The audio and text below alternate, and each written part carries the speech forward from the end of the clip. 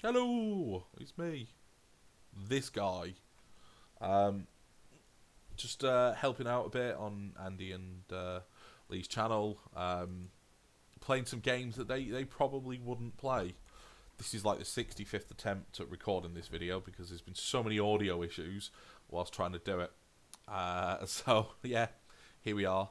Um, I'm just going to be doing a little bit on Rust. I said to them that I'd like to actually do a proper like Rust stream or recording session, over a wipe.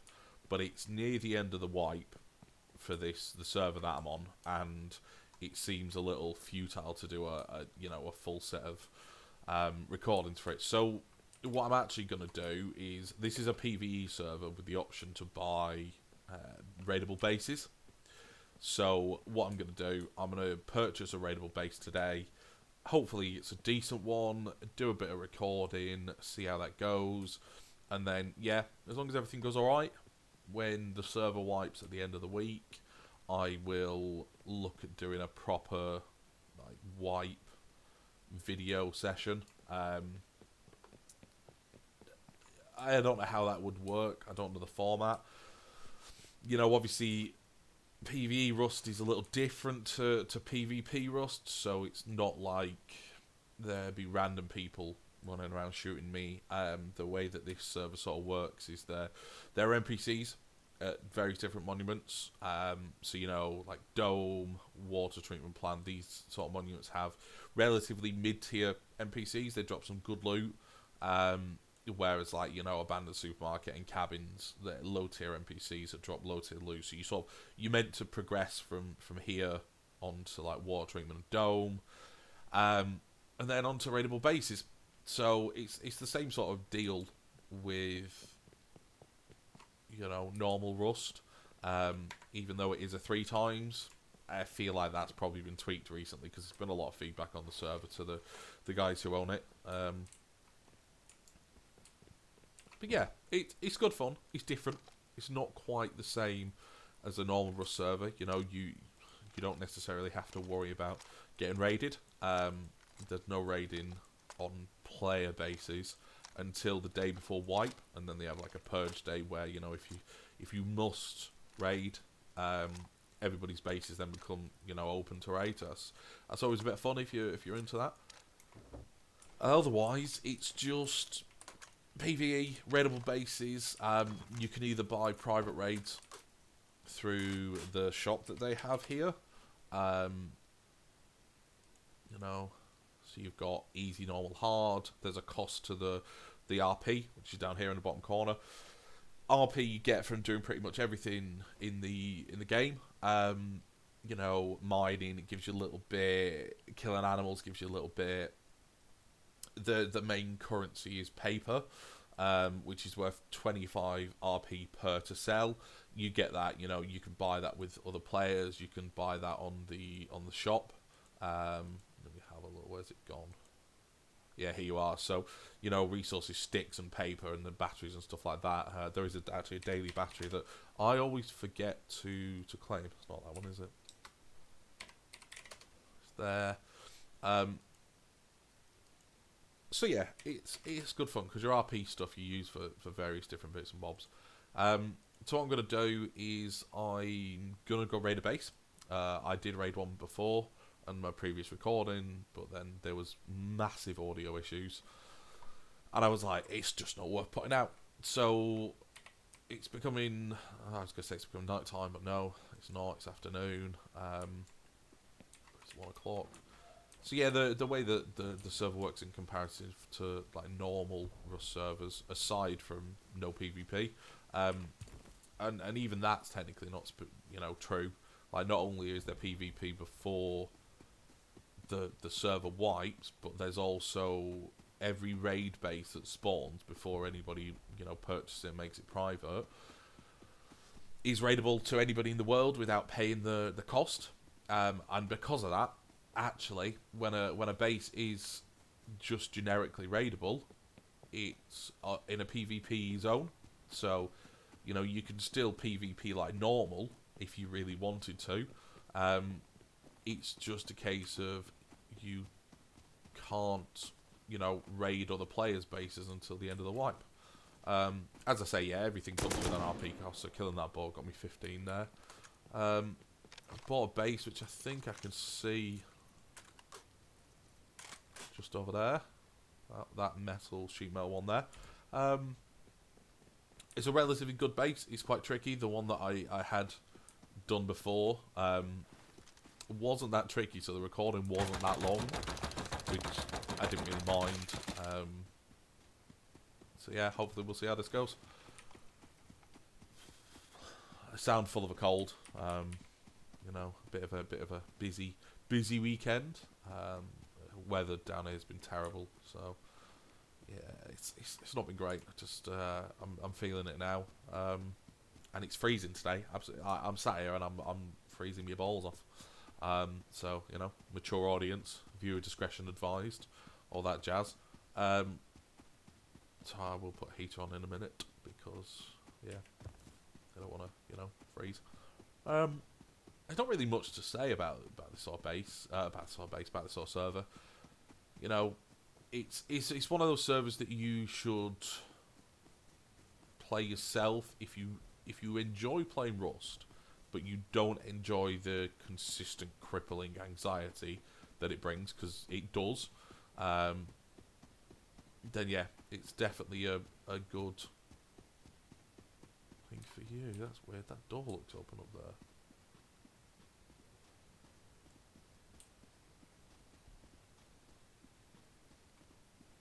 I have concerns that somebody's already started raiding this, because there's not meant to be an open door at the top of it. So I'm gonna have a quick look. Ladders are very beneficial in this, and just one of the main differences between the two sorts of, you know, Rust servers are backpacks. This one has a backpack where you can store all your raiding gear, which is nice. Yeah, see, someone's already raided into this, but they've only blown the top door off, so... Or at least I think they've only blown the top door off. Because you could easily just come up here and...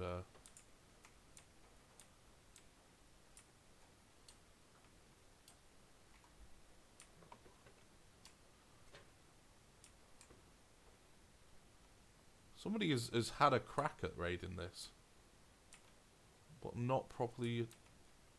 Oh, it's fine. Great. Okay. Well, that's. Hello,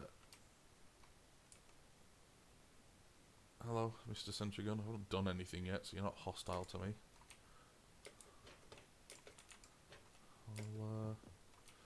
Yeah. This is a little interesting now. So, what I'll do is I will, Christ the Lord, not be able to get out of here. There we go. I would normally carry on with it, but the fact that it's been half raided, a lot of the loot's already despawned. You know, there's multiple boxes in multiple different areas. From experience of raiding this base before, which means that yeah, there's a significant percentage of the loot that's already been despawned. So I'm gonna give the base up, which is a thing you can do, and I'm gonna report it to the guys on Discord. Oh yeah, they're shooting me. Yeah, see, this is the first time I've come across this, and I've done about 10 wipes, so it's unusual for a base to be half raided. Obviously the tool cupboard's still intact, so the way that the plugin obviously works is it's based around the tool cupboard. So yeah, right. What I am going to do then is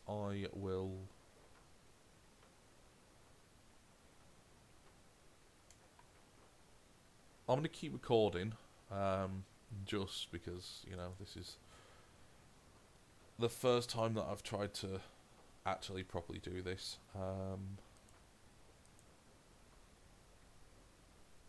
Yeah, and I guess we'll just have to see. No, actually, I'm going to stop the recording. Sorry. Start again in a minute. Can I pause it? So it turns out I can just pause the recording on OBS, which is great. I've got a little something in my eye. So what I'm going to do, I'm going to pause the recording. I'm going to speak to the guys on Discord, get them to refund me, and then I will be right back. And we're back. It's going to look really weird, that transition from, you know, one locale to another locale, but they removed the base, so yay! We can go again. It's a little frustrating, you know, a bit of a big old waste of time. It's fine, the owner came on and got rid of it, which is nice, got my money back. So it's now night time as well, which means that the RP is doubled. So we've got a new base loaded at V21 over here. One of the other functions of this is that there is a little teleport feature, which is nice. It takes you, you know, right there. So I went from being down here at Y23, where the hell's Y23 gone? Here, this is where my base is, to teleport in here. I might as well just walked. But again, I would have had to go through water treatment plant and there's all those NPCs. So, let's hope that this hasn't been partially raided. Otherwise, I'm going to punch my monitor. I'm going to take my brand new PC and I'm going to lob it out the window. Ron Swanson-esque from Parks and Rec. So, yeah. Let me see. It's, you know, probably after all that, it's going to be a real shit base. Is that it? Is that? It's unusual for the door. Must be that.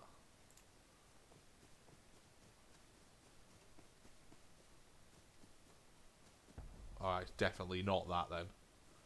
Christ.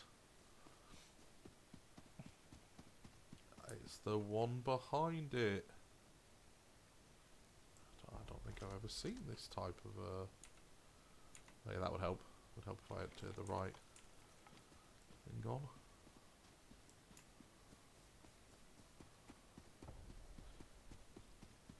Yeah, I've never seen this base before, so we're both doing a you know what, I'm actually getting to show off something brand new. Is there a turret there? Is there a turret? Oh, no, you know what? I do know this base, I'm afraid. Sorry. It just looked really odd coming at it from the other direction. And I think they've removed some sentry guns because... Oh, no, there they are. They're up there. Yeah. I do know this base now. It's alright. The mid-range base. It can have some good loot. It very much like the other one. It goes around and up. And in the middle is like a little honeycomb hexagon that you've got to blow down, and then when you blow down there's a load of fucking sentry guns that are just hidden in really shitty places. So expect me to die quite a bit, and expect a lot of raid from me on it, because yeah, this is gonna be fun. As I say, you know, 150 bases. You get used to them, and then, you know, they go out of rotation. I think the way that they do it is each wipe has a specific set of bases. So this map, the one that doesn't have the boss island on, and its variation, because obviously it's you know, it's still random. It's just 2 preset maps, and then everything else is randomized in terms of locations. Has one set of maps, one set of bases, and the second map, which is due to be played next wipe, will have the boss island and a second set of bases. Now, personally, I prefer the second map because I do like the challenge of fighting the boss. But not only that, there's a base that spawns, and it's a very tall metal. For anyone who's played Rust, or if anybody ever actually watches this, tall metal tower with the metal roofs pointing outwards. on the very top level, and then there's just a load of sentry guns. But when you break into it from the top, and as you're sort of going down, you get to like the third level, and there's just like boxes galore. It's great. You guarantee profit if you get that, because each loot room has like loads of little boxes. Oh, helicopter's coming. Who wants to have played that knows what this is about. It's yeah, it's fairly deadly on this, but you tend to find that after a couple of seconds someone will tag it and take it down, which is always nice. Yeah, so little boxes in Rust are relatively useless. In your standard Rust game, I think they've got 10 slots. In this, it contains your most likely chance to get C4. So it's either C4 or there's a box that just contains the new T's and stuff, which is good because it never used to have that. You just used to go into a base and there'd be little boxes and you know, they'd be empty. Which is really fucking irritating, if I'm honest. So, yeah, it's good. Much happier now. Edits they've done. Sounds like the helicopter's engaging. Somebody will take that down. Again, you know, even though they're a private, yeah, even though there are private raid bases, things like the helicopter are still for everybody. You can call in a private helicopter, but as it stands, you get to just, you know, fight the normal helicopter. You tag it, and you go from there. So it's not too bad. I just want to check something. There we go. Right, sorry, I'm back. Yeah, someone took the helicopter down whilst I was paused.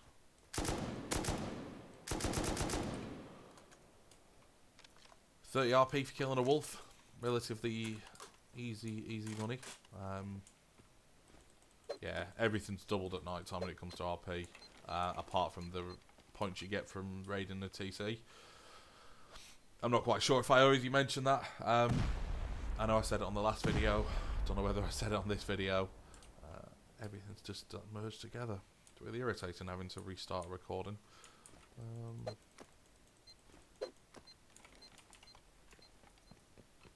Yeah, I've got a couple of other videos lined up. I would like to do a full wipe on Rust, or at least sort of go through the basics of, you know, what a wipe looks like on PvE Rust. I think that might be a better shout. Yeah, and then from there, a couple of games that I want to try out. I've really gotten into Halcyon 6 again. I bought it when it first came out, and it's like an RTS. It's not even an RTS, is it? It's well, I guess you could say it's an RTS type of game. Why did that not? What the hell happened then? C4 nulled out. Yeah, where you sort of play, you know, the last surviving humanity after a great war, but it's like a retro pixel arcade type thing. Oh yeah, I always forget that the sentry guns in this are always the wrong way around, which is really helpful actually, because you just sneak up behind them. So yeah, Halcyon 6 is something that I do want to look at playing. I also want to try out Subnautica Below Zero. That's definitely, you know, on my list of games to go through. And then yeah, there's just a few smaller, you know, less modern games that I'd really like to play as well. Just to get them out there. I have just completed Resident Evil Village. Prior to deciding that I'd like to do some filming for the guy's channel. So I think neither Lee nor Andrew actually own Resi Village. So what I will probably do is at some point do a playthrough of that, because even though I've completed it, I think it's a good game to get out there. So yeah, that's my plan. And we'll just see how it goes, I think. But yeah, for now, look, we're raiding a base. I promised you a base raid, and this is it. It's been relatively eventless thus far, apart from me getting stuck on a ladder. Really cannot stand that. I think there's just a few things that face punts need to completely overhaul, and like ladders and the ability to climb up is one of them. Right, none of these lead to anywhere. You've got a few furnaces there. This leads to a door that just goes back outside and a sentry gun, so it's pointless. And then these are just shooting galleries for whoever designed this base. The bases are all player designed, which is pretty cool. So it means that potentially somebody would have used this during their wipe on a regular server. There is a loot room behind this door, but I've had a bit of an issue recently with loot like despawning, so I'm just trying to keep that door closed until we're in a position to open it up after destroying the TC.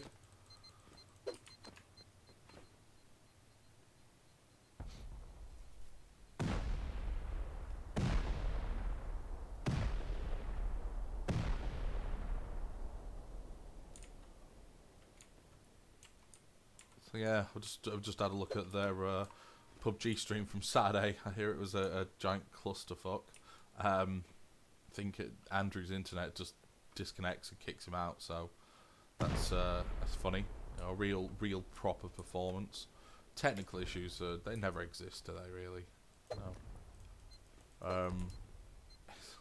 More ironic because he pays a huge fortune for that internet, and I'm running mine on like a £25 TalkTalk subscription. For the best part of it, mine's all right. Right, there's nothing else up there. I don't know why I blew through that door. I just did. It's one of those things. Thankfully, C4 is easy to come by.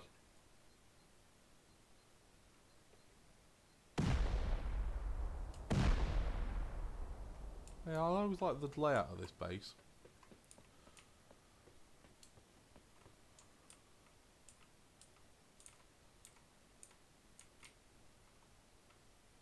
I always think it's pretty clever. Right, so the TC through this wall there. There is, I believe, there might be a sentry gun behind it as well.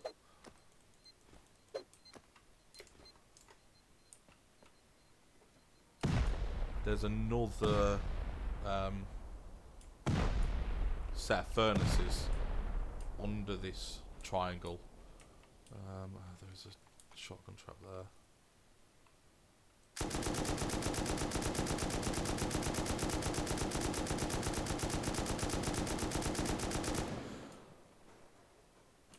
Yeah, so one of the main see, I knew that shotgun trap was gonna get me, but it didn't do enough to kill me, which is good. One of the main things about raiding bases in this is that you'll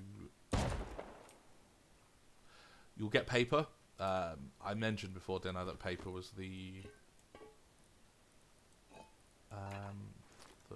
main resource in the game, and yeah, it's always handy to have. But you get it out of component boxes, which is good. There's always like a nice little reward at the end of it. Yeah, getting some more furnaces in there. I really do like this base design. It's pretty good. I might have to steal it. The problem is though, or at least for this one, that's an ammo box. That's an ammo box. That's an ammo box. So there's 3 ammo boxes, 1 med, 1 food. These contain the teas that I was talking about, so the ore teas. There's not a single explosive box yet, which is quite frustrating. There are a few boxes in the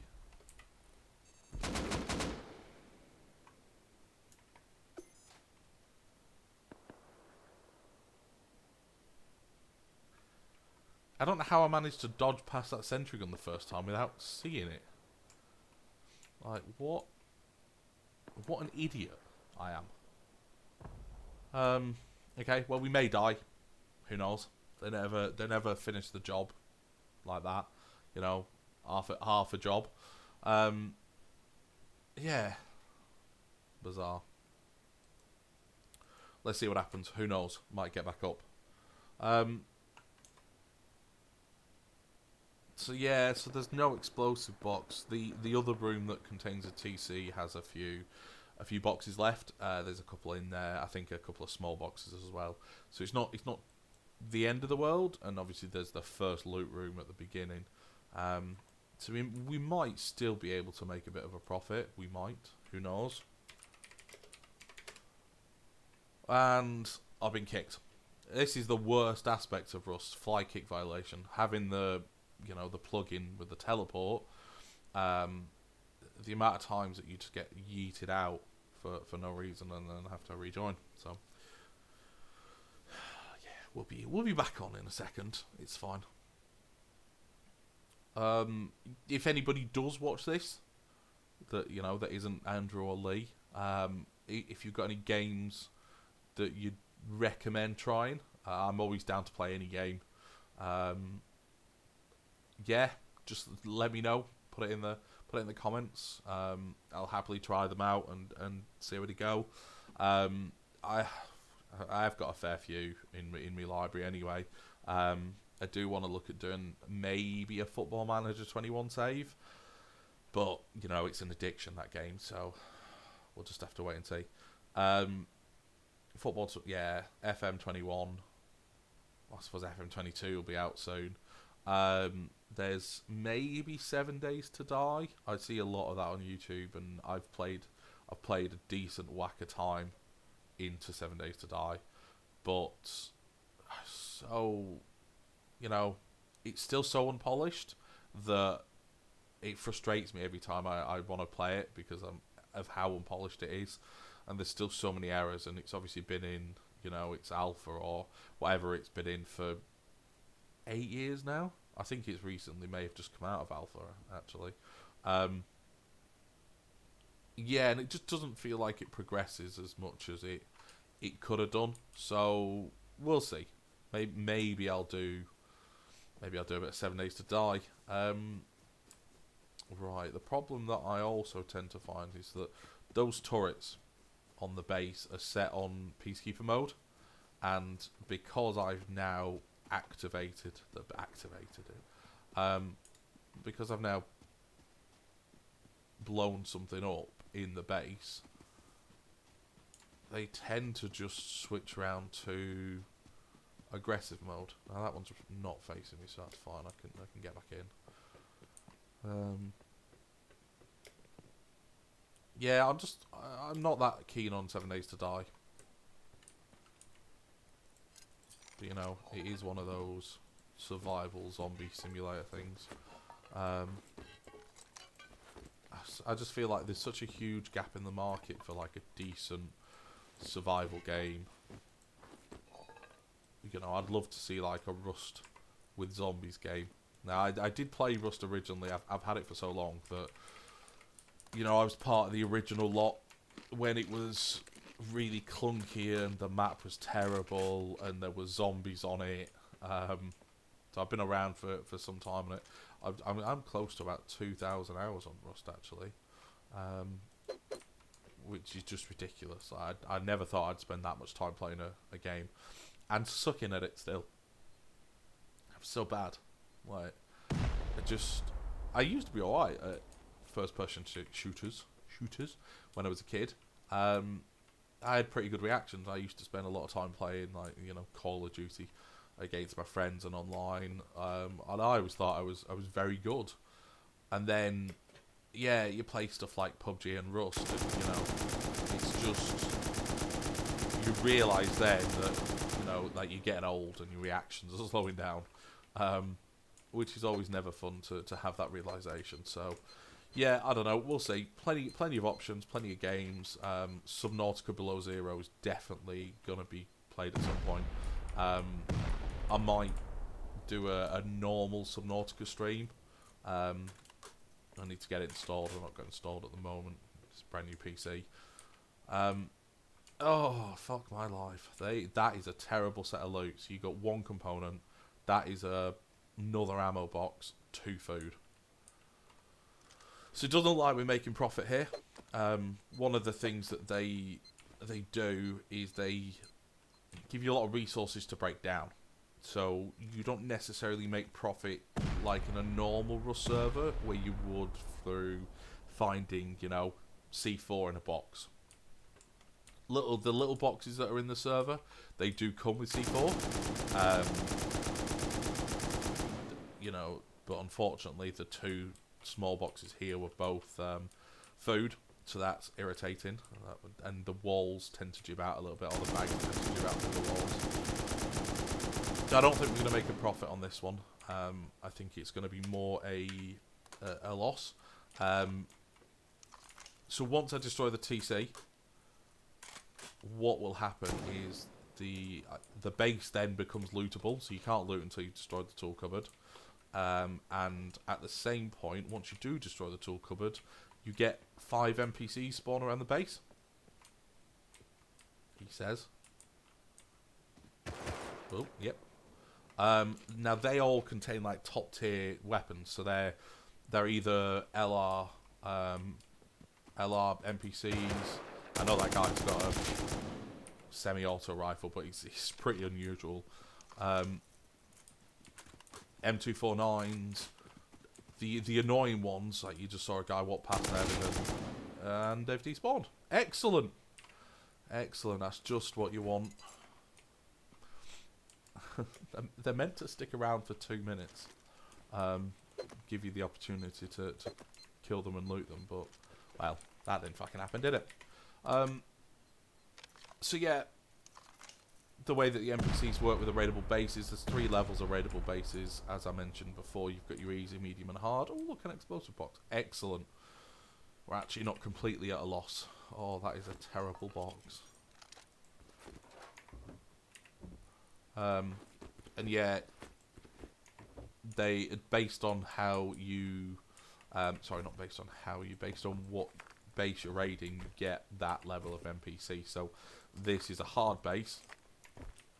So the level of NPC that you get here would be like the top tier, and there are some good NPCs. There's one that specifically comes to mind that has a M249 and will drop you a C4, a rocket, some explosive ammo, a high velocity rocket and a flame rocket at the end when you kill it, and it also has a chance to drop its weapon. So it's not hugely great, like it's not an amazing overpowered NPC, but it just gives you that bit of an extra reward. Yeah, so you can see that the furnaces contain a lot of stuff. You know, there's 15 power cooked sulfur there, and there's 28,000 uncooked sulfur there. They have, each furnace in the game has a, you know, like a modding, I don't even know what to call it.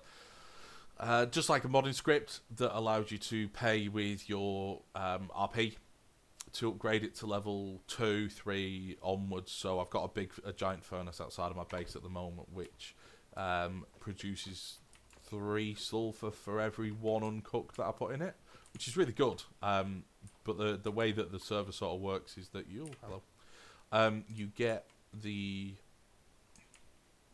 you only get 60% back of the RP that you use on them.